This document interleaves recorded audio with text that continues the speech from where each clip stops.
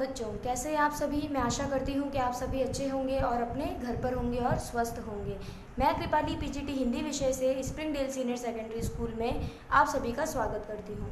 आज हम पढ़ेंगे कक्षा 8 की पाठ संख्या 10, जिसका नाम है कामचोर। इस पाठ के माध्यम से बताया गया है कि अब सबसे पहले जान लेते हैं कि ये पाठ किसने लिखा है। तो ये पाठ लिखा है इस्मत चुगताई जी ने। इस्मत चुगताई, आपको नाम देखते ही पता चल गया होगा कि मुसलमानों के जाति में जो नाम होता है उस प्रकार का एक नाम है। तो ये पाठ भी वहीं से ही बिलोंग करता है। तो इसके अंदर बताया गया है कामचोर के माध्यम से कि एक घर है, मुसलमानों का घर है, वहाँ पर बहुत सारे बच्चे रहते हैं और उनके साथ उनकी एक अम्मा रहती है। तो किस प्रकार से अम्मा के काम बताने पर कि तुम्हें ये काम करना है, ये काम करना है, तो सभी बच्चे लड़ते हैं, झगड़ते हैं, उस काम को पूरा नहीं करते हैं। वो एक दूसरे पर डाल देते हैं कि तुम ये काम करो, नहीं मैं ये काम नहीं करूँगा। तो इस प्रकार से उनके घर में काम को लेकर कितने प्रकार की, जो एक तरह से कह सकते हैं कि लड़ाई झगड़ा होता है, धक्का मुक्की होती है, बहुत सारी बातें सुनाते हैं एक दूसरे को। तो वो इस पाठ में बताया गया है। तो पढ़ते हैं हमारा आज का ये पाठ।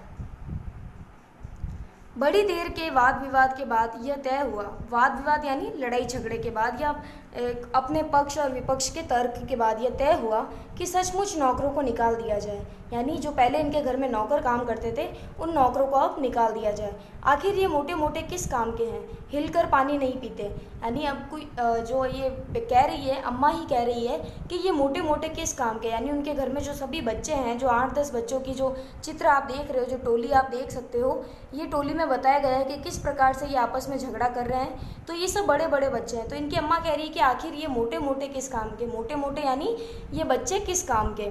हिलकर पानी भी नहीं पीते, यानी अपने जहाँ जगह पर बैठे हैं वहाँ से पानी भी नहीं ले सकते। इन्हें अपना काम खुद करने की आदत होनी चाहिए। कामचोर कहीं गए। इन कामचोर का जो उपाधि दी गई, किन को दी गई है, इन सभी बच्चों को दी गई है। तुम लोग कुछ नहीं हो, कुछ नहीं, इतने सारे हो और सारा दिन उधम मचाने के सिवा कुछ नहीं करते। तुम लोग कुछ नहीं, उनकी अम्मा कह रही कि तुम लोग कुछ नहीं, इतने सारे हो और सारा दिन उधम मचाने के सिवा कुछ नहीं करते। उधम यानी कि घर में शैतानी मस्ती जो भी। और सचमुच हमें ख्याल आया कि हम आखिर काम क्यों नहीं करते। हमें यानी हम सब बच्चों को ख्याल आया कि हम काम क्यों नहीं करते। हिलकर पानी पीने में अपना क्या खर्च होता है, यानी अपना क्या पैसा लगता है अगर हम उठकर अपना पानी का गिलास खुद भरकर पी लें। इसलिए हमने तुरंत हिल हिलाकर पानी पीना शुरू किया। इसलिए तुरंत, जो पहले पानी नहीं पीते थे, इसलिए सब बच्चों ने उठकर हिल हिलाकर, यानी सब अपनी जगह से उठे और खुद ही ने पानी पीना शुरू किया। हिलने में धक्के भी लग जाते हैं और हम किसी के तबैल तो थे नहीं कि कोई धक्का दे, यानी हम किसी के गुलाम तो थे ही नहीं कि जो हमें कोई धक्का दे तो सह भी जाए। यानी अगर हम गुलाम होते तो शायद सह भी लेते। लीजिए, पानी के मटकों के पास ही घमासान युद्ध हो गया। इतने सारे बच्चे हैं, यानी बताया गया है कि घर में जितने बच्चे हैं उतनी मस्ती है, उतनी शैतानियाँ हैं। हमारे घर में भी ऐसा ही होता है। हम सभी भी, आप सभी बच्चे हो और आप सभी घर में भाई बहन किस प्रकार से लड़ते हो। आप सभी को भी कोई काम किया बोला जाता है तो आप एक दूसरे के ऊपर गिरा देते हो कि नहीं तू ये करेगा, नहीं मैं ये करूँगी। तो इस प्रकार से इस पाठ में भी ये सभी भाई बहन हैं तो एक साथ सब पानी पीने के लिए जाते हैं मटके के पास और वहाँ पर ही घमासान युद्ध होने लगता है। सुरैया उधर लुढ़की, सुरैया यानी जिसमें मटकी का मटका होता है जिसके अंदर पानी रखा होता है, वो सुराई उधर लुढ़की। मटके इधर गए, कपड़े भीगे सो अलग, यानी वो सुरैया गिर चुकी है और वहाँ सभी बच्चों के कपड़े भीग चुके हैं, सो अलग। यह भला काम करेंगे, अम्मा ने निश्चय किया। अम्मा बोलती है यह भला काम करेंगे, करेंगे कैसे नहीं। देखो जी, जो काम नहीं करेगा उसे रात का खाना हरगिज नहीं मिलेगा। अब जो कहते हैं कि करेंगे कैसे नहीं, काम तो इन्हें करना ही पड़ेगा, नहीं करेंगे तो इन्हें रात का खाना बिल्कुल नहीं मिलने वाला। यह लीजिए बिल्कुल शाही फरमान जारी हो रहा है। यह लीजिए बिल्कुल शाही फरमान जारी हो रहा है, यानी फरमाइशें जारी हो रही है। हम काम करने को तैयार हैं, काम बताया जाए। हमने दुहाई दी, हमने कितने, हम सभी बच्चों ने दुहाई दी, यानी बोला, चला के बोला अपनी अम्मा को कि हम काम करने को तैयार है। क्योंकि अम्मा ने पहले ही बोल दिया था कि जो काम नहीं करेगा उसे रात का खाना नहीं मिलेगा।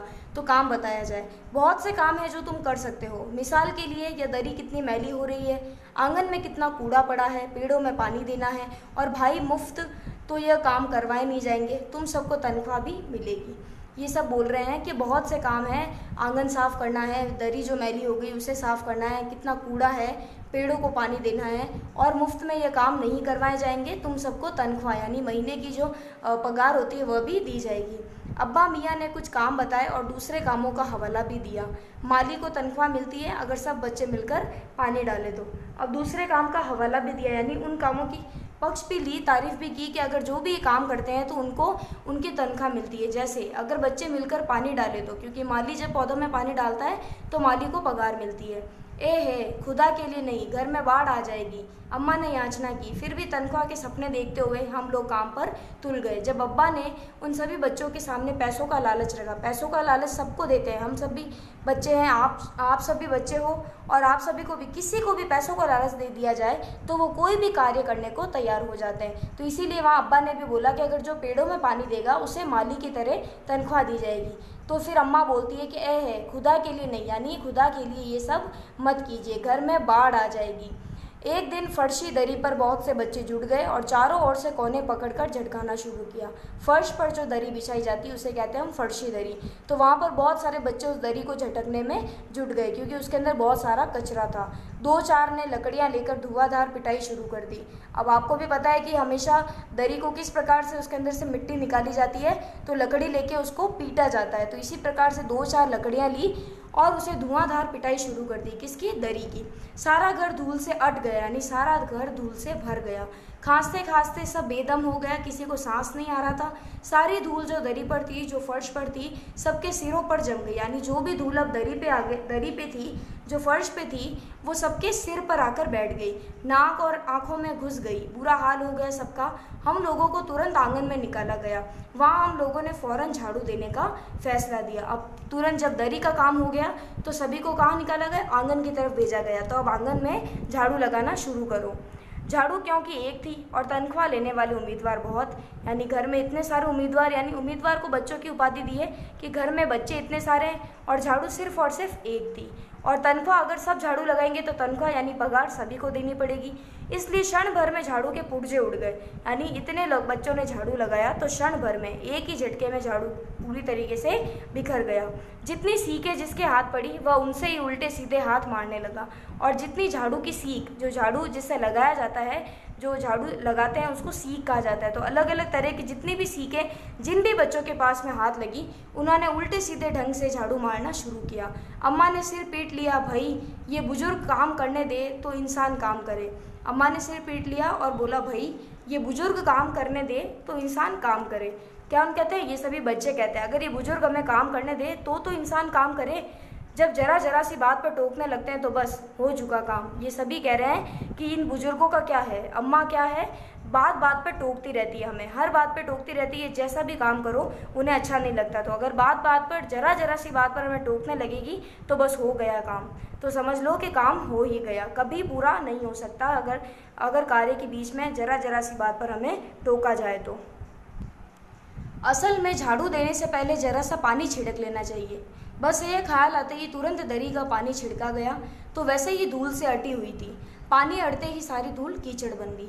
क्या हुआ कि दरी पर उन्होंने, जो सूखी दरी थी जिस पर बहुत सारा मिट्टी थी, उस पर उन्होंने पानी डाल दिया। अब वो मिट्टी कीचड़ के रूप में बदल गई क्योंकि दरी जो थी वो पूरी तरीके से कीचड़ गीली हो गई और पूरी तरीके से अट गई, किससे? कीचड़ से भर गई। अब सब आंगन से भी निकाले गए। अब आंगन की सफाई हो गई तो आंगन से भी उन्हें निकाला गया। तय हुआ कि पेड़ों को पानी दिया जाए। बस सारे घर की बाल्टियाँ, लोटे, तसले, भगोने, पतीलियाँ लूट ली गई, यानी पेड़ों को पानी देने के लिए सारे घर की बाल्टियाँ ले ली गई, लोटे जिससे वो पानी दे सके, यानी जितने भी घर की किचन की सामान थी वो सारी पेड़ों को पानी देने के लिए ले ली। जिन्हें ये चीज़ें भी ना मिली वे डोंगे, कटोरे और गिलास भी ले भागे। अब सब लोग नल पर टूट पड़े। यहाँ भी वह घमासान मची कि क्या मजाल जो एक बूंद पानी की किसी के बर्तन में आ सके। ठुसम ठास, किसी बाल्टी पर पतीला और पतीले पर लोटा और भगोने पर डोंगे। पहले तो धक्के चले, फिर कोहनियाँ और उसके बाद बर्तन। फौरन बड़े भाइयों, बहनों, मामुओं और दमदार मौसियों, फूफियों की कुमक भेजी गई। फौज मैदान में हथियार फेंककर पेट दिखा गई। यानी किस प्रकार से सभी बड़े भाइयों, बहनों और मामुओं, दमदार मौसियों को, फूफियों को, सभी को ये भेजा गया संदेश कि फौज मैदान में हथियार फेंककर पीठ दिखा गई। इन धींगा मुश्ती का अर्थ होता है कि धूम धड़ाका, जो भी मस्ती। इस मस्ती में कुछ बच्चे कीचड़ से लथपथ हो गए जिन्हें नहलाकर कपड़े बदलवाने के लिए नौकरों की वर्तमान संख्या काफ़ी नहीं थी। पास के बंगलों से नौकर आए और 4 आना प्रति बच्चा के हिसाब से नहलवाए गए। अब क्या होता है कि बच्चे बुरी तरीके से कीचड़ से भर जाते हैं, तो उन्हें नहलाने के लिए नौकरों को बुलाना पड़ता है, और नौकर की वर्तमान संख्या काफ़ी नहीं थी, इसलिए 4 आना प्रति बच्चा, एक बच्चे का वे 4 आना लेते हैं, उस हिसाब से वे सभी को नहला दिए गए।